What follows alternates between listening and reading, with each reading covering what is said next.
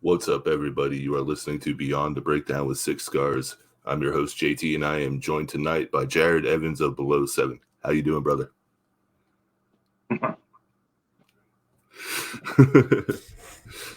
All right. So, man, I've been actually really excited about this one since you agreed upon it. I've been kind of low-key following your career for a few years, so it's going to be pretty fun.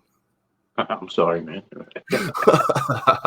No, dude, you've been killing it, man. Like, we'll get into some of the stuff, but like, man, I remember when I caught you at Blue Ridge in 2021, and dude, that's the first and so far last time I've gotten to catch you guys. But man, you blew me away. Oh, thanks, man. We're just pleasure to meet guys like you guys and play with everybody. Dude, absolutely. Like, I know, for me, man, like watching you up there, dude, you seem so free when you're up on that stage, dude. It's like you're at home. Non-existent. Absolutely. Yeah. So let's take it back to the beginning, man. Tell me about some of your early beginnings and how you found music. Oh, when I was real young, I was doing karaoke a bit. I think it just started becoming a big, huge thing, and I met some friends and was in a little thrash metal band called the Sanitarium and everything. And then through the years, got with different people playing music and everything. Ended up with Todd Byers and the guys here in Below 7. Just I always loved music, man. I really have. It's just kind of, I guess I let it consume my time. I didn't really watch sports or nothing. I was on the guitar or playing drums or listen to music. It's just yeah, eat it, and drink it, and breathe it. What was that song? Was there a certain song that kind of made you want to get into it? I don't know, man. I'd say I was raised pretty strict, like Pentecostal holiness, and I wasn't. Hey, me too. Oh, really? Absolutely. Yeah. I wasn't allowed to listen to rock and roll, man, and I had heard the Black Sabbath song, and I know I was way after the time of when it came.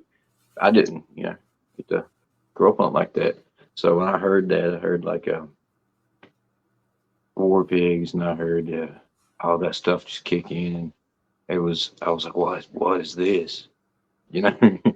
Speaking of NIB, all that stuff like that. And I remember hearing stuff like that, and I got into Metallica, Pantera, things like that. It just blew me away. It was, it wasn't the same thing I was hearing, Yeah. I was sheltered, man. Oh, dude. I mean, yeah. I think I mentioned it on the last episode, but the very first song I ever listened to that was like deemed non-Christian was "Seek and Destroy" by Metallica. Oh, yeah. And it happened because I was watching WCW wrestling, and Sting came out with it as his theme song, and I was like, "What is this? I need all of this as much as I can get."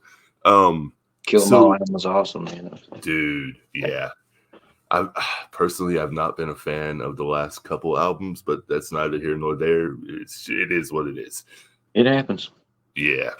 I get a lot of hell for thinking that Death Magnetic was a good album from them. So I mean, what do I know? Oh, do you?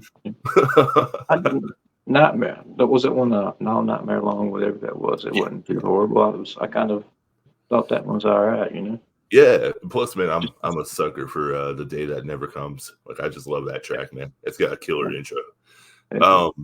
So for those that don't know about Below 7, will you tell them a little bit about you guys? Well, we started playing out as a cover band for a second to begin with and everything, and we'll still do some, we kind of opened for ourselves. So say we got the Dad Band that opens up for Below 7, and it's really just us playing covers before, because we're like, Yeah. Here, man, we're just trying to have fun. If somebody comes in and says, "Hey, I got an idea, let's play 4 fucking hours," it's the way we are. We'd rather play longer. I don't care what we're playing. Just we enjoy it. We do everything, legal and whatnot. But Yeah. So how did you guys kind of meet? Like, I know a little bit, but I don't know the whole story. So, I mean, if you kind of can give a little bit of history on it. When I was with that band I mentioned before in Sanitarium back in the day, it was with like Sean and Dino and Harold and Timmy and some of my old friends like that. We was playing a bunch of shows around, and we played with this band, Octane Overload, and it was uh, Todd Byers, Scotty Moore, and I think Daniel Sheets was playing the bass, and I think Dana at the time was playing drums, and we played, and I think they were doing their last show, which really really sucks that they weren't going to do as much anymore. But we happened to be playing the same show with them, and I'd met Todd there, which plays the guitar for Below Seven, and we got to talking, and I was like, man, I kind of I want to do a little singing in with not just screaming, and it's kind of been my thing, and I've already kind of talked about for a while now. And so I was like, wait, why don't you do like a little side thing with me, and we'll do some do some singing and stuff and everything. And so we ended up doing that, and then like a little later down the road, Sanitarium kind of withered away a bit, which that sucks too, because that was when you're in the band with people, it's like it's a group of friends. You know what I'm saying? Oh, yeah. All these people, man, and no matter what happens, even temporarily, whatever disagreements or whatever, you're a brotherhood, you're Hmm. friends, and you forget that crap, you know. And anyways, I'm not pandering, but No, you're good, the dude. You're good. I got with Todd and we started playing, and after a while, we had lost a few members. Daniel Sheets was a great bass player, and Dana was a great drummer, and they had kind of had other things they were going to do, and we ended up meeting Eric. I actually went to school with Eric Sheffield. We used to skateboard when we was teenagers, and I'd sneak out. And so Eric just a phenomenal drummer. I mean, I there's a lot of phenomenal drummers there, but Eric stood out to me, man. Yeah. He's just great and everything. And so he came in, and then we went through a few different bass players. It was Rick. Rick was awesome. He was a good bass player too, and he had things he had to do. But then we got Lance the board, and it just he clicked. We all got all just meshed so good and everything. And at the time, we started playing out, and we started getting more and more of a kind of a group following with us, and we were playing, and we wrote a song called Out of My Head, and we did it, and then it got kind of curated and everything, and Payment Entertainment said, hey, you guys want to do a record? And that's when we started doing that stuff, and kind of touring, and we got to play with different bands that I've grown up listening to. You know what I'm Yeah. saying? I mean, Yeah, dude. Yeah. so So, it kept evolving. We so added, I'm sorry, we added Scotty in there. I don't want to not mention him. We had Scotty in there too, right as soon as they let us know that. And he was with us for a while. And, he had to do his own thing, went his own way. yeah. So you were talking about bands that you grew up with, and that leads into the next question. What were some of your inspirational bands that you grew up listening to? Obviously, Black Sabbath was one of them. Oh, yeah, yes, absolutely. Yeah, Typo Negative. I Love mean, Typo. me and my wife both love Typo Negative. We actually went to the Norva and seen them. I snuck in early. It's a great story. We snuck in early, and we kind of, I told my wife, I'm only a little paranoid. I'm like, I'm going to go in and make sure it's safe. Because some of the places we played and we went, like, I'm used to West Virginia. And back out here, man, we went to Rocket Club and played it all the time. Yeah. Out here. Some places that also weren't exactly, Kosher. yeah, some of them were a little unsafe, but we still, we were hard asses, man. We went to wild and wonderful, I guess. So I climbed the gate, went in, came in the back through a little smoking thing there, and I'm checking this place out. I'm eyeballing everything, and I hear this real deep voice say, "Hey, what are you doing in here?" And I turn around, and it's Peter Steele. And, Oh, hell, dude. yeah, and I was like, I kind of, told him that little story there. And I was like, oh, well, I was checking to make sure it's safe for my wife. And he's like, you want to have a beer? So I went over there and I started drinking. It was Peter and Kenny and all those guys there. And my wife walks in, like when they open the doors and everything, she comes in and she looks over there. And I guess she rushed in as quick as she could. And it's like, why the hell did you leave me outside? It started raining. And looks up and sees who's sitting beside. She says, "Just get me up here." That was a big influence. And what's funny is there was a band that I didn't know as much about yet that was opening up for Typo Negative, and it was Soil. Oh And man, Wednesday 13. That was back in the early 90s. You know, it was what just you got to, if I remember correctly, you got to play with Soil, didn't got to you? go on tour with them. Yeah, absolutely. Yeah, dude. Two tours with them actually. Because So a little bit behind the scenes here, but you used to come to the gas station I worked at yeah, forever, and we would talk about it. And when you told me that, dude, I was blown away, man. Like that was absolutely. amazing. I So, got stories with Ryan too, man. So there's a bottle of Tito's that spilled out the RV was going and everything. Uh, we were all drinking the night before it was Soul and Flaw, both of them drinking, and then we all together in our little RV. You know, they did pretend you're. You know, no, we was all having fun. We really was with RV, tour bus, whatever. We're just an RV and they didn't bus too, man. And just how it is. It's the yeah, real world, yeah. And we come back in there and we were drinking. I think it was Chicago, maybe somewhere like that. And they brought in Tim King brought in a bottle of Tito's, and there's a bottle of some kind of brown liquor. He's like, "I'm a mixer, so we'll just mix this." And we're like, "Oh, here we go." We knew it was going to be, yeah, we knew it was going to be horrible, but we mixed clear and brown liquor together, and it got all drunk together. I remember I gave Ryan the bag of Cheetos, and he like they wake up in the morning and they're like, "Who gave him Cheetos? There was cheese everywhere." And he took it back. It was great. But we're driving down the road the next morning and heading to the next show, of course. And I think this is as we are going down closer and closer to the Blue Ridge that you were mentioning that Yeah. time. And there was something started leaking out of the cabinet. It was water. I'm like, is there a busted water? It's pouring all over me, man. And I opened up the cabinet and there was a bottle of Tito's. What was left of it was just pouring down on me. Oh no. Yeah. So I was like, Ryan, I think you left something. He put it up in there. I remember. It was funny.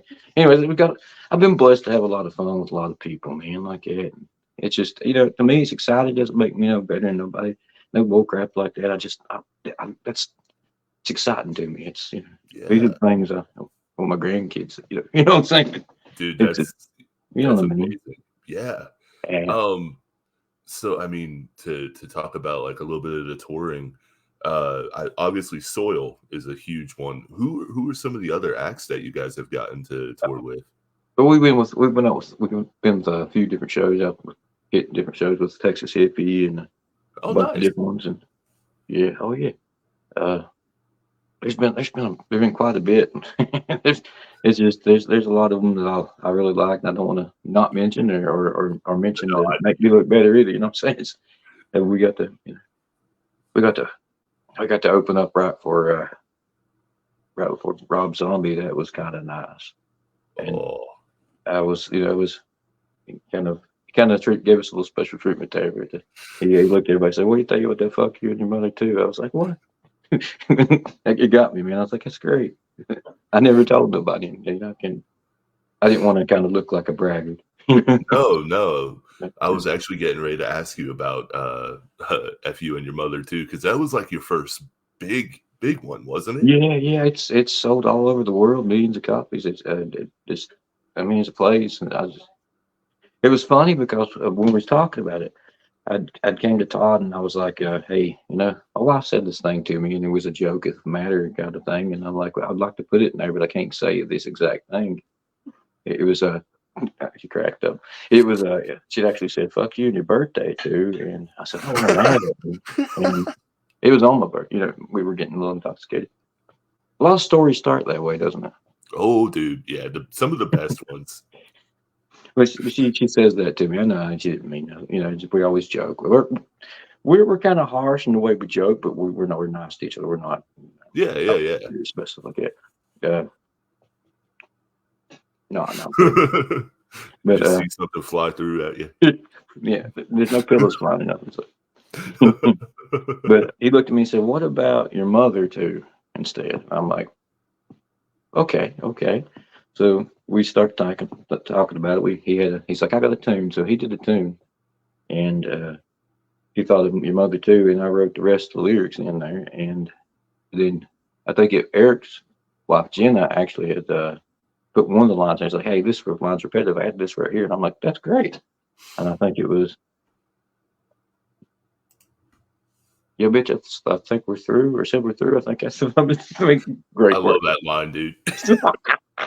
I know, right? But I had said something repetitive there. I think it was, and she's like, "Hey, just try that." And so we kind of just meshed it together, and I tried to pretend for a while it wasn't about what it was about, and I was afraid. Let's do saying those words, and I was afraid, But, but no, we did it all in kind of joking manner, anyways. It's one of those songs where it says something a lot of people want to say but can't say. I think Hmm. that's It's relatable. yeah, Yeah. a lot of So, us. what was it like to see that one start gaining traction and just like popping off? It's kind of wild, man. It's it's surreal in a bit of way, and it's awesome. It's nice. I feel grateful for it, and I'm sure the rest of the guys do too, man. And yeah, I'm not the only person in the band. No, no, we no. we uh, we uh, we don't even think about it much. Does that make sense? We just kind of Yeah. Well, keep I mean, going, it having shows fun. you how humble you are about it all too. Like, because you remind me of the kind of person that realizes like this could all be taken away tomorrow if Yeah, something happens, and it's like you're embracing it. it can be taken away, and you can take it away yourself by by wrong actions, man. That's Yeah. very true, and that's a reality thing. A lot of people don't. It's a new thing to experience and have to get used to and understand. And you know, Yeah. when you go Yeah. through stuff like that, you know, Um, it meant big to me, but it may not be big to much other people, and that's okay. You know what I hey, mean? I, dude, I absolutely do, man. I've played one show in my entire life, and it meant the world to me, dude. I'm hoping to get more, but like if not, dude, then I'm content. Like I can say I did it. Um, but man, I wanted to ask you the story behind 27. Well, you know, that kind of goes along with what we are just talking about. What's great that you asked that. Okay. 27 was about like an inner reflection kind of thing here. You you can you get like a big high, if I may phrase it that way, Yeah, yeah, yeah. off of the being on the stage, especially in front of like 140,000 people and stuff like that. You feel that rush, and then you come back, and the rush ain't there. But what a lot of people could take that wrong and make think that makes you some kind of thing where you can come back home just a man, Mm-hmm. you know. And then Mm-hmm. I got to thinking about that, and I'm like, that's probably why a lot of the people that we really like to listen to kind of did that thing to themselves, Yeah. where they're not here no more, and Yeah. they're the 27 Club. So that's what it's about. I thought that's what it was, but I Yeah, wasn't sure. Okay. yeah. I didn't want to assume. So No, there's a mixture of little meanings in there, but I added it in there. Kind of um, you could disappoint yourself, or you could feel some you know yeah. weird Dude, feelings there at that the big stage, like a drug. yeah. You can you can find a withdrawal from that and feel like other things aren't as fun anymore, or things like that, but you have to get over it. You have to kind of come It back home. And you definitely experience a withdrawal. Like I could only imagine from what you guys did with that kind of crowd. Like I mean, the biggest crowd I played in front of was a couple hundred before, but I mean it's like that there's a high that comes with it, man. And when you get down, it's like you have no idea what happened. let me tell you what, if the crowd gets involved with you and everybody's having fun, it don't matter how many people are there, though. It's it really don't. You can feel that. You get that same kind of Oh yeah. feel. I mean, you get the but it there was a there's a hidden message in there about kind of like not wanting to miss your family's life going on tour and shit, and Yeah. you know Well, um, I remember when I first heard that one. I think I missed it when it first came out or after it came out, but I remember listening to that and Glue Factory back Yeah. to back. And dude, I had Glue Factory on repeat. I That had a, I have a really good friend that I've grown up with for Glue Factory that actually wrote for and like he was with me. He was riding to the shows back and forth with me all the time, Dakota Smith. And when we were coming back through, he was nodding out and everything. And I kind of got in the ideas he had went through some stuff in his life, went through some addictions and stuff like that, and he beat it, and that's good. And but I'd always told him, I was like, I'm not going to judge anybody for what they do. That's mhm. not my business. I want everybody to be happy, healthy, and in a good place. But functional is functional, and none of my business what anybody else damn well does. I'm not going to judge people. But we were coming back through, and there was the factory on I-81, and was in right close to Abbott, and that you could smell glue real bad when you come by it. You know what I I'm know talking what you're about? talking about. Yeah, yeah. And I told him, I said, I bet everybody in there is about high, sniffing all that glue. And so I got the idea of Glue Factory. and and I was like, everyone gets high in their own way, I guess. And he's like, you should write a song about it. You should write me a song. And I'm like, yeah. So we started writing about different ways. Everybody has their own way of getting high, whether it's it could be just watching a soap opera, you're addicted to the drama. Yeah. It gives you a dopamine, serotonin, everything gets you, get your euphoric feeling and get you into it. It messes with your emotions, yada yada. Or it could be marijuana, it could be alcohol, different thing. Yeah. So, and I was thinking with the idea of it is everyone has their own ways of passing the time. We all have our own vices, you know? That's it. That's it. Their Yeah. own addictions.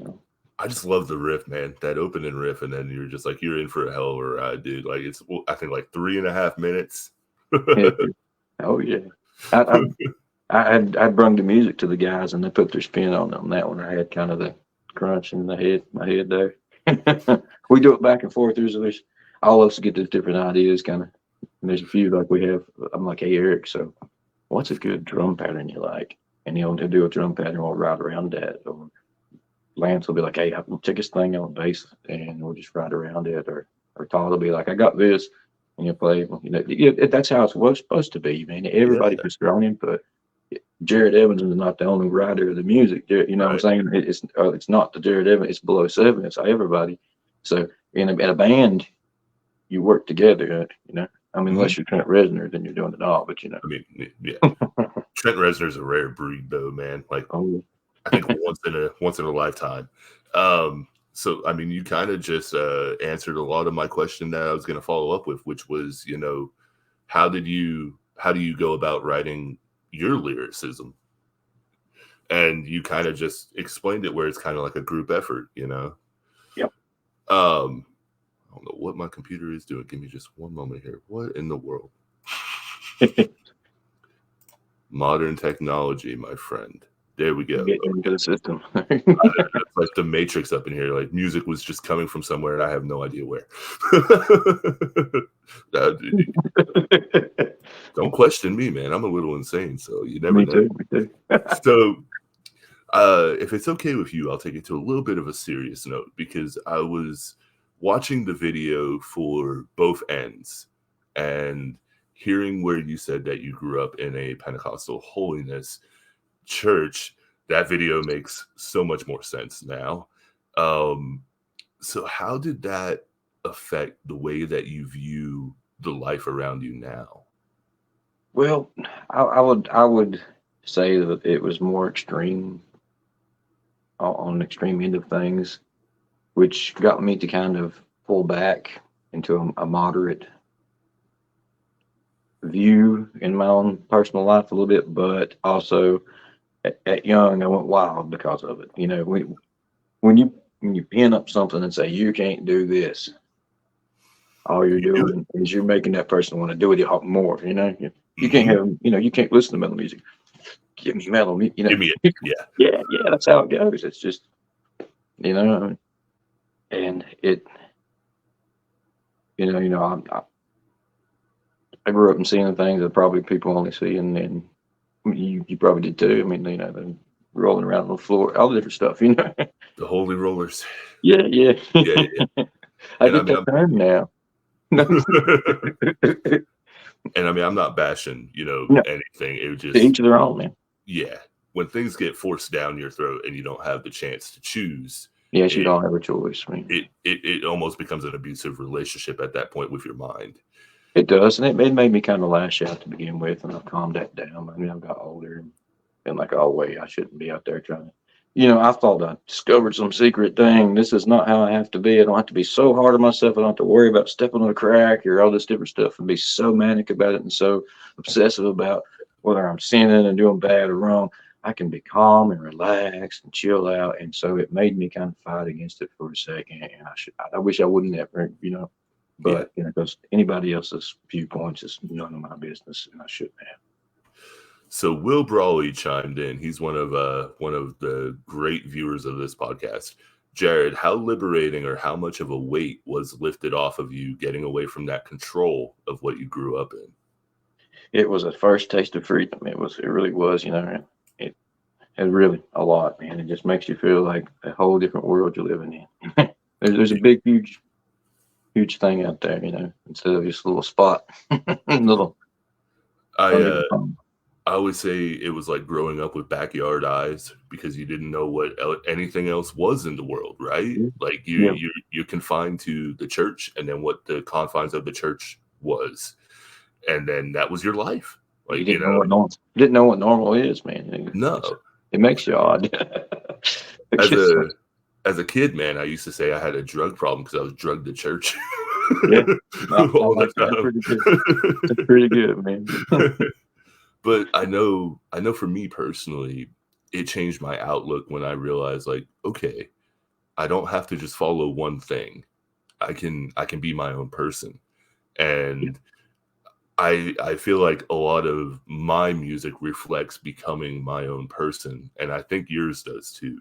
Yeah, it does. Well, like Church of Prophecy kind of bases on that. It talks about that a little bit. I kind of snuck it in there. I didn't try to put down religion with that song. I tried to put down those who take advantage of people, and use religion to control others and, things like that. People that take your grandmother's money while she's watching the TV and believe in everything you say, And I think it takes a special kind of bad person to take advantage of people, Yeah. So that was what that was. And like I said, I don't want people to think that I'm hating on any religion. There's certain people within religion that can be good people and everything, man. Yes, it absolutely is. So I don't. No. You hear a lot about it. You hear a lot about it in music. Everything we listen to when we grow up. I mean, a lot of it was like what we've experienced and stuff like that. Oh yeah. I remember when I first heard Manson, man. I was like, am I going to hell? Like, am I going to hell for listening to this? Just let alone, like hearing it. So what is coming up for Below 7, man?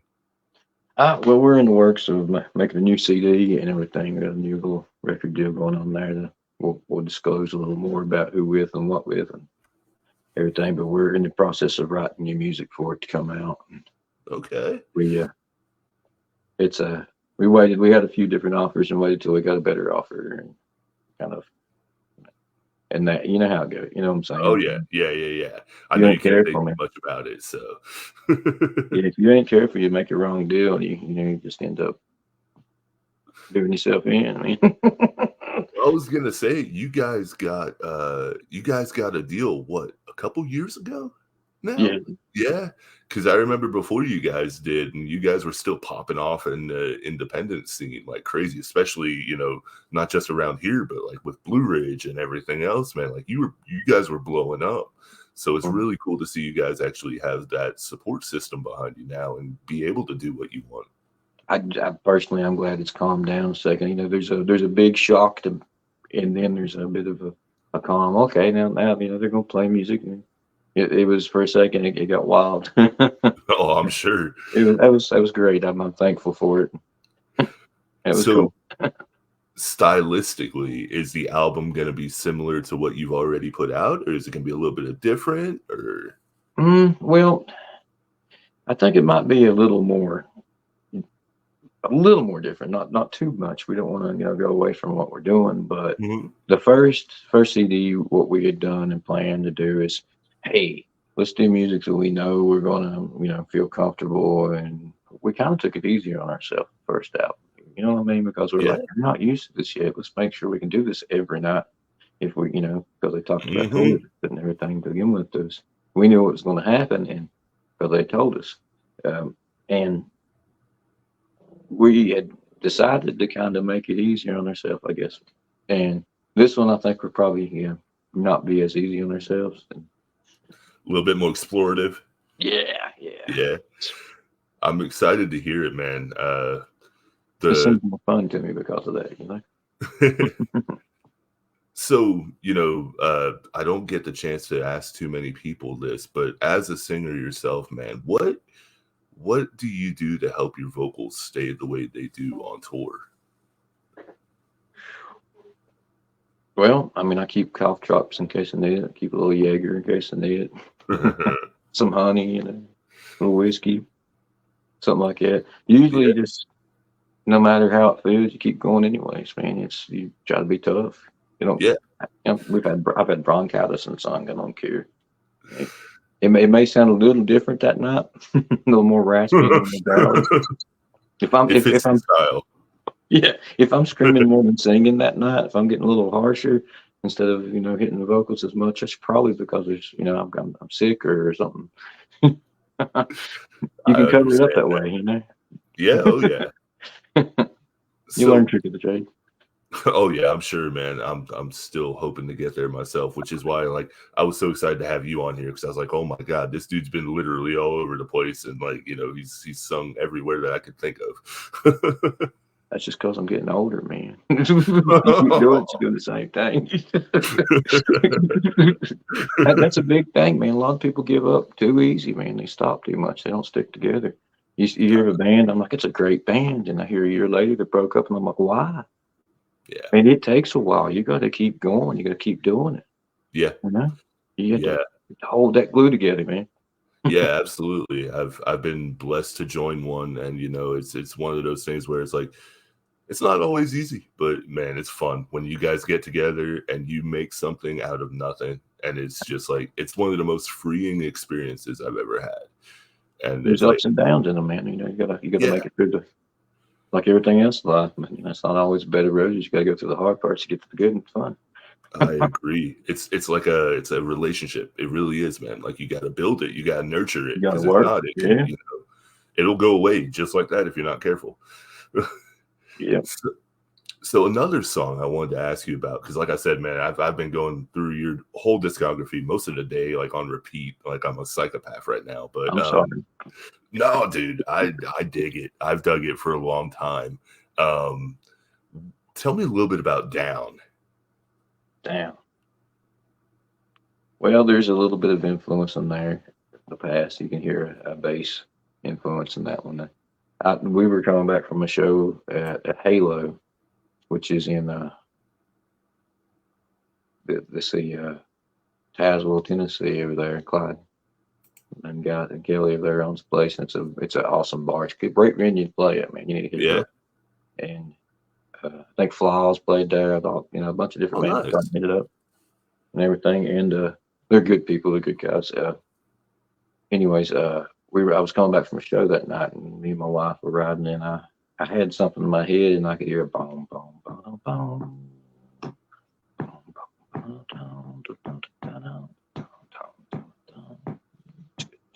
And so I came the next day, and I did that did that and recorded it on that little thing and sent it to Lance. And I was like, man, I could hear that as a bass line.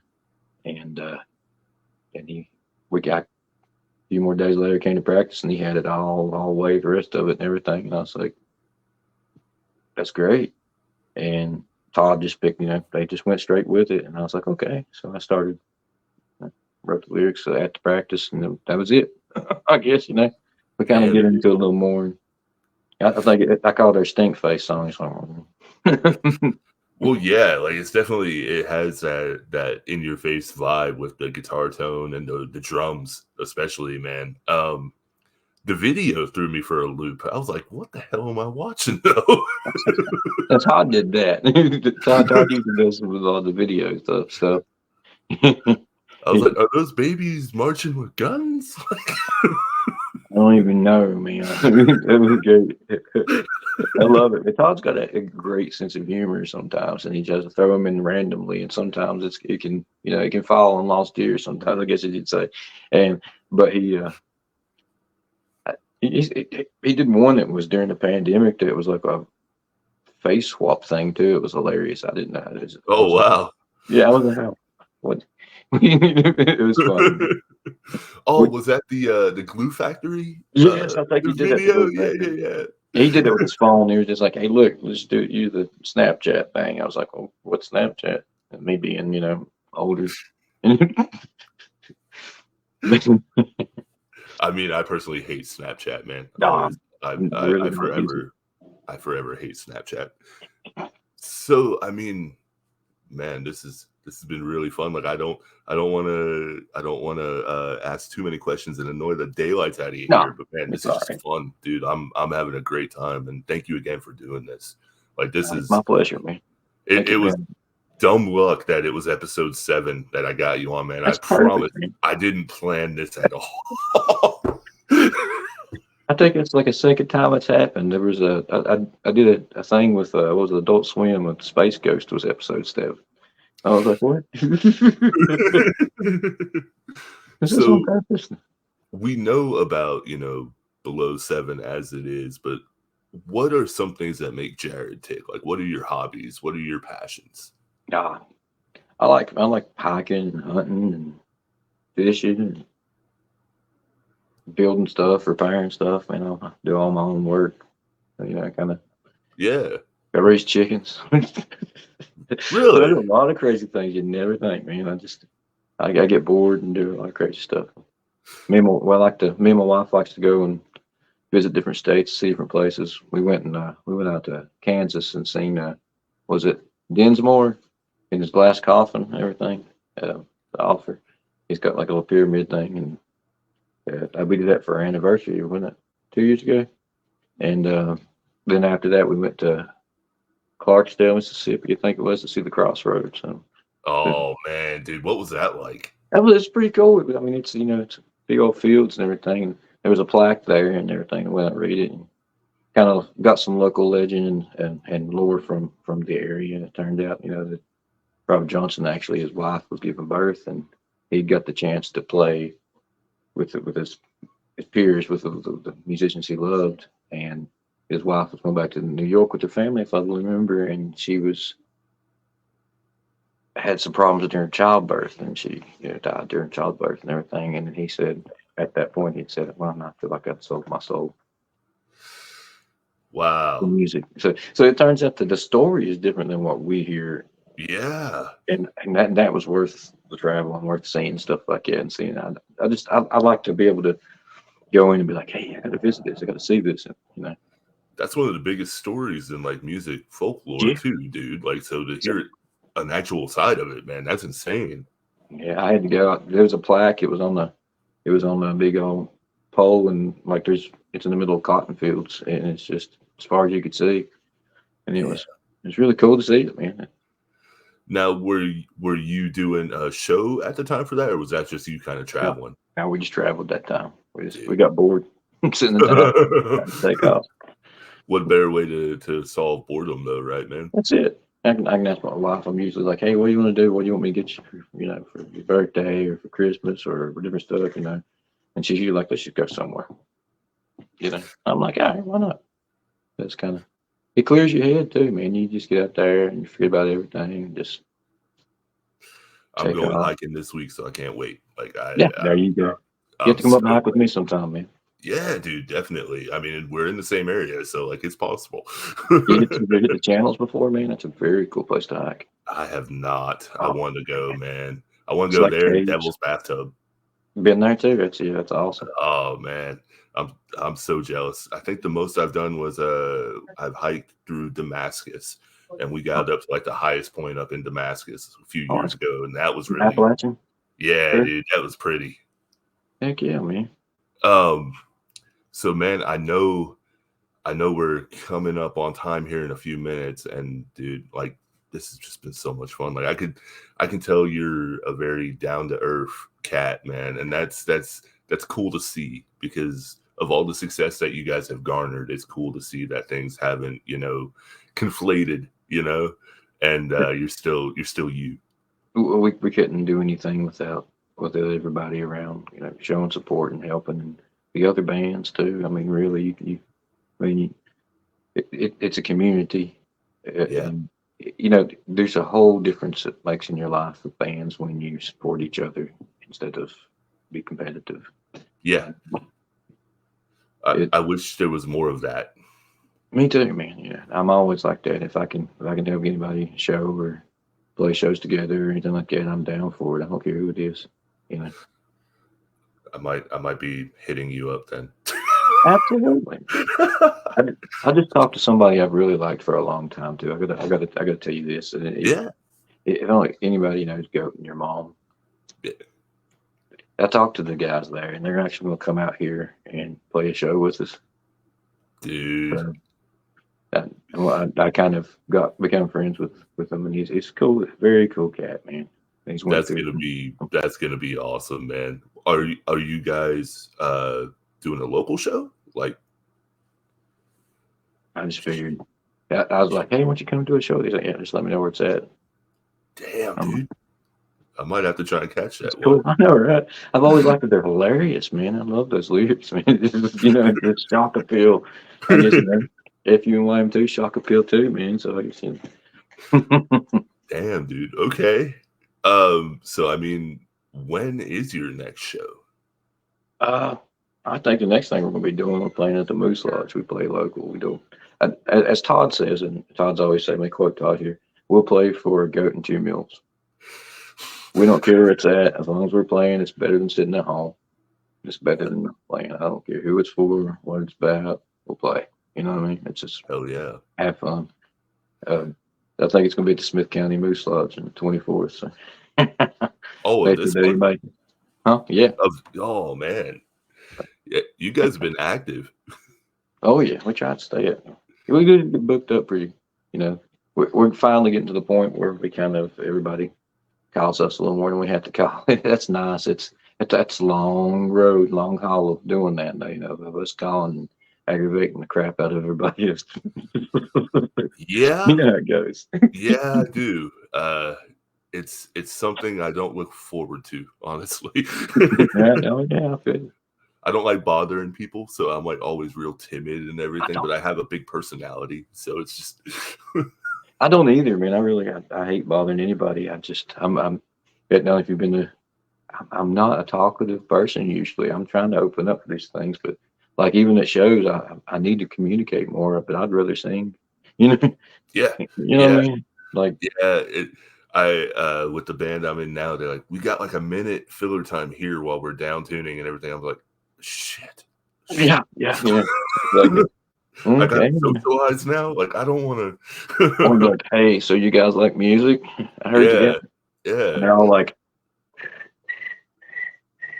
Yep. yeah. Yep. It's like the worst stand-up comedy you could possibly imagine going on in my head.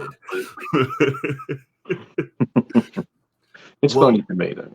yeah, and I mean, man, in all sincerity, it means a lot that you're willing to open up because I know you are a very private person. So the fact that you agreed to doing this, man, it's not lost on me, and I hope you know that. Like Yeah. it means a lot to me that you opened up. So thank you, dude. Well, the same to you, man.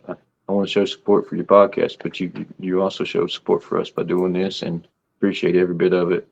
And it means a lot to us. And you know, Yeah. thank you. Man, it's still growing and I'm still finding my way, man. But that's the fun about it. It's just like learning how to sing, man. It's all the first steps that you didn't think you'd ever get to begin with. Exactly. And you got to have that drive, and no one else is going to do it for you. You got to get up and you got to get it done. You got to I keep pushing, agree. keep working, keep going. Don't give up. That's it. everyone out there getting ready to sing or trying to sing or going in the band or anything like that, just do it. Don't give Yeah. up. Yeah. Keep going. Evan Hughes, he says the legend, Jarrod Evans. Yeah, the best sound guy on the planet right there, man. Oh, okay. Okay. Shout out to him then for doing Yeah, that. yeah. That's an Oh, yeah. unsung hero right there, man. Yes. Not just my helmet, man. Not just my helmet. Dude, sound guys are the like I said, the unsung heroes because you can Oh, have the we're at greatest the band, mercy. We're at but the mercy of the sound guy quite often, man. You know, when we're out there playing, really. Turtle Price says, "My brother from another mother." Oh, that's a band mascot right there. It's the turtle. It's cool to see the Below 7 faithful coming out for this, man. That's really cool. So thank you guys for joining. That's pretty sweet, man. That really is. Yeah, Turtle's always there. He's always there, man. He's been there since the beginning, and it's him and his wife Amy. And Amy actually runs merch. Oh We have hell, okay. they're awesome. My buddy Gio up in the house. We're indies. We're all family here. Absolutely. So Jarrod, you may not know Gio, but he is a like a card creator for decks, and he has the deck of many bands, and it is free to submit. So I'm just gonna go ahead and plug that for him if you would be interested in having your own trading card. Heck yeah. I love you, Gio. I hope you're doing well, my brother. But man, we've gone all over the place tonight, and dude, thank you. Like we really have. We'll close shop here in a few minutes, but what is one of the funniest tour stories that you could tell me legally? Because you know. Yeah. Mm-hmm. Man, that's a really hard one. There's been plenty of people falling flat on their face. There's been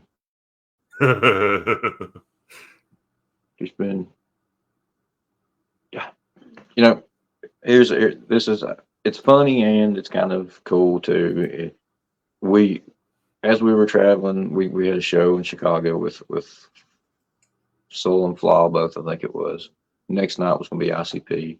We came in, oh wow, and then we went down through Indianapolis, Indiana, and played at what was that place called? I can't remember. I'll have to look it up. I can't remember everything. It was a very awesome place there. It was like Muddy Creek or something. I can't remember. It was a nice place, and we played it with was on Soul, and we came in. We had rode all the way from like Indianapolis down to where the Blue Ridge Rock Festival was, and we had drove overnight. And this was the first time that we played the Rock Festival, and Scotty was driving, and I think Todd had actually met with a friend and got in the vehicle, and Eric was back in the back asleep, and Lance had drove himself.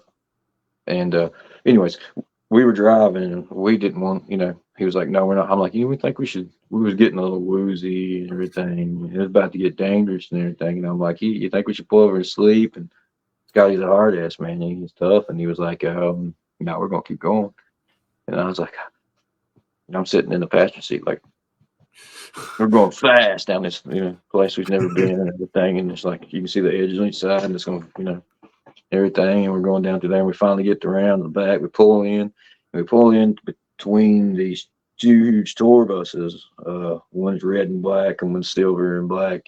And I get out, and in a jokingly manner, of course, I wasn't being serious to make any offense, but in a joking manner, I pretended to come out and kiss the ground. And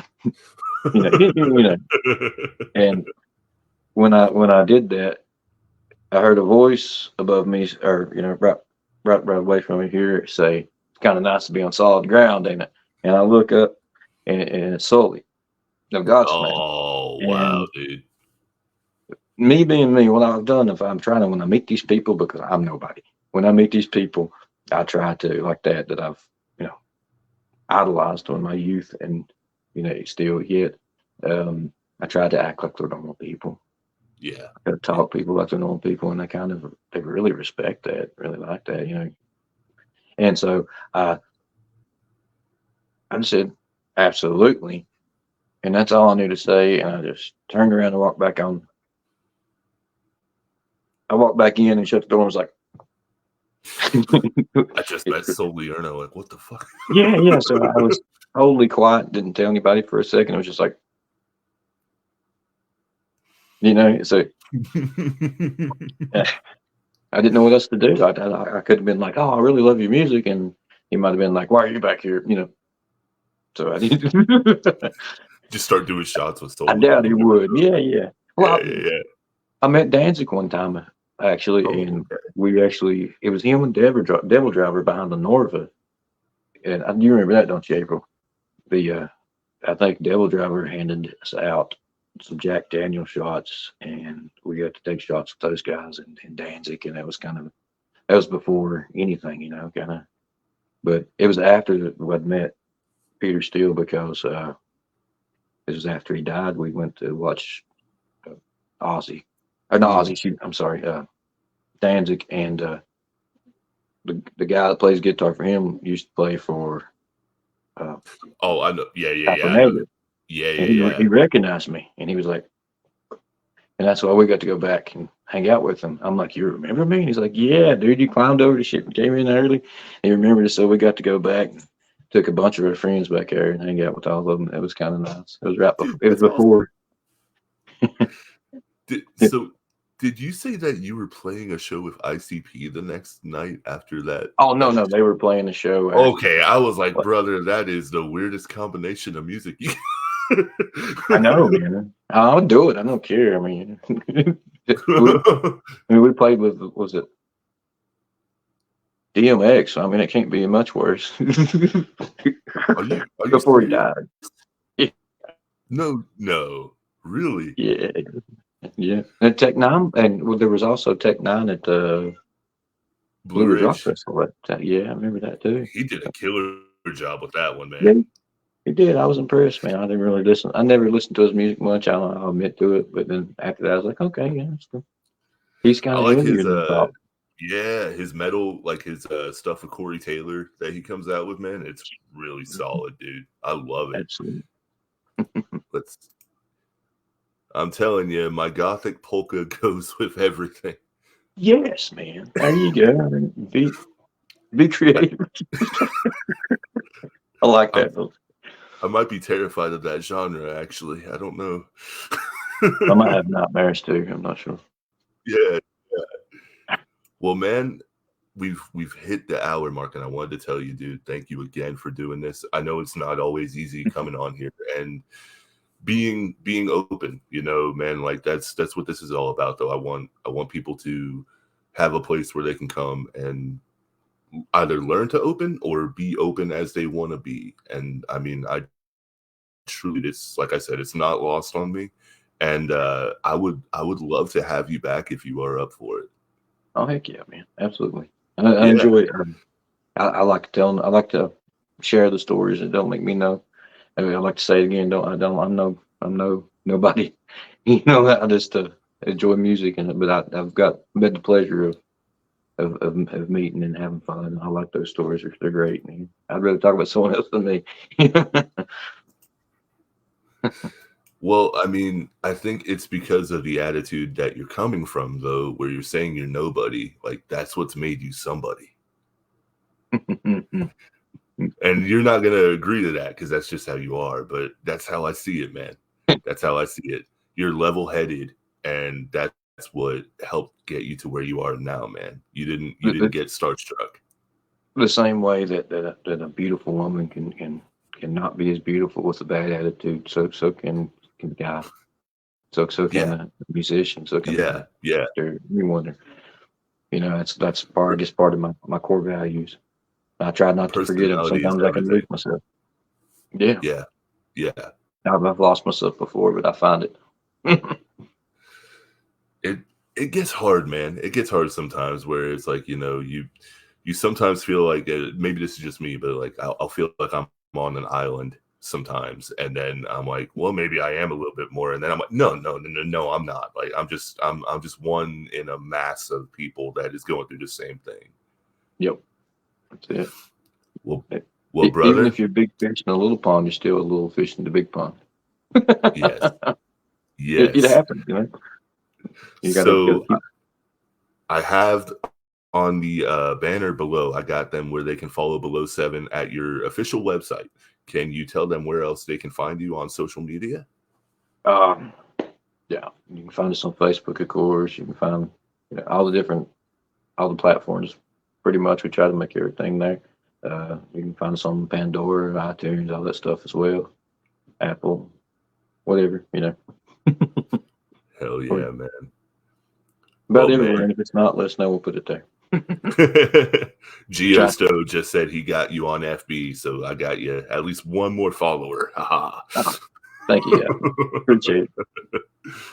Man, this was a lot of fun, dude. Thank you for bearing with me. It's like I messaged you earlier with my throat being a little scratchy and sinusitis and everything. I was like, oh man, I'm so disappointed if I can't, But I was like, I'm doing this, man, because I've been looking forward to it. As soon as Me too. you said that you were down for it, dude, I was like, oh my god, like I started fanboying in a way because it's like I am a big fan. I really am, dude, and I try to approach it though, like you said, you look at yourself as an everyman, and I think to me that makes me a bigger fan of it because you are what you are, man, and you don't always see that. You just don't.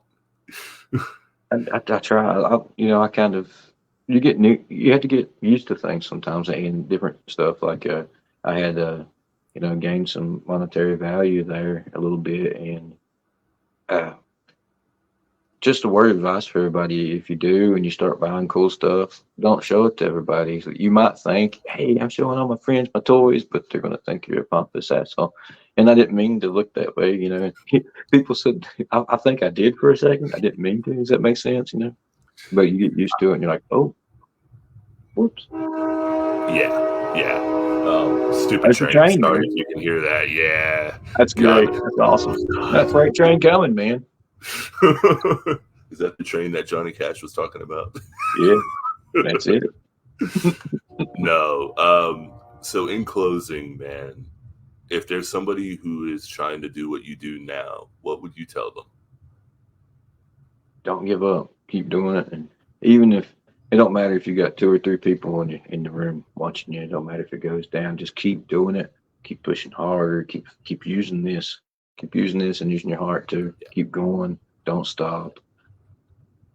Make it happen. Keep finding new ways. Keep going. Keep absolutely. make this life Absolutely. yours. Yeah, I think that's, and I've told myself that plenty of times too. We all tell ourselves that. You gotta Yeah. be tough, roll with the The, punches. yeah. This world can chew you up and spit you out if you're not careful, man. And you gotta grab it and you gotta do Gotta what you bite want that, with it. man. Cause yeah, yeah, bite it on the ear. Well, my brother, thank you again, Jarrod. This has been a blast, dude. I hope you enjoyed it as well, man. And hopefully, maybe next time, man, we can get some more of the band on here as well, and Absolutely. see what kind of chaos unfolds. Yeah, it'd be worse. I'm telling you. We have a lot of we cut up quite a bit. I can't. Hey, there's nothing wrong with that, man. There really isn't. The more people I can get interested in wanting to actually be on here and have a good time, man, I'm all for it. I really Absolutely. am, dude. Um, man, I can't wait to see what's next for you guys. I really can't. I'm excited. I'm excited to be along the ride as a fan, dude. So I can't believe, like, I'm sure you're going through all the emotions for it, but you got the level head going. You got everything swinging your way right now, man. And I know you're not going to take it for granted. So, dude, you're killing it. You really are. Appreciate you, man. But We care man, every bit. I will let you go for the night and tell your wonderful wife I said hello, and I hope you all have a beautiful night, man. You too. See you, Appreciate you. Come brother. see me sometime, man. Yeah, definitely, man. See you, bud. See. Oh man. Okay. So that was Jarrod Evans of Below Seven. That was just really, really cool. Um, I always say that I don't know what I'm going to expect from these episodes, and every time I'm proven, higher than my expectations, if that's possible. Uh, Thank you guys for joining in. Thank you for being here. I couldn't do any of this without the people that want to be on this podcast. Um, a little bit of behind the scenes here. So last week when Matt Sassano was on here, we discussed a little bit about my surgeries, and today was the 15th anniversary of that. Had you told me 15 years ago when I was in the hospital and all this that I would be doing a podcast based around mental health and music and hopefully helping people, I wouldn't have believed you at all, man. And it's because of you all, with the feedback that you've given me, with the guests that you have brought on to let me have, and the people that keep coming back for the lives. It means a lot to me, and it's not lost on me. Um, this has been Beyond the Breakdown with Six Scars. Thank you for going there with me tonight. Thank you for going beyond the breakdown. Next week, we have a interesting cat that I can't wait to get to know more. His name is Jarrod Ketchup of the band, or Johnny Ketchup, I'm sorry, of the band The Quits. And if you don't know who he is, you all need to stay tuned. Thank you again, and you all have a great night.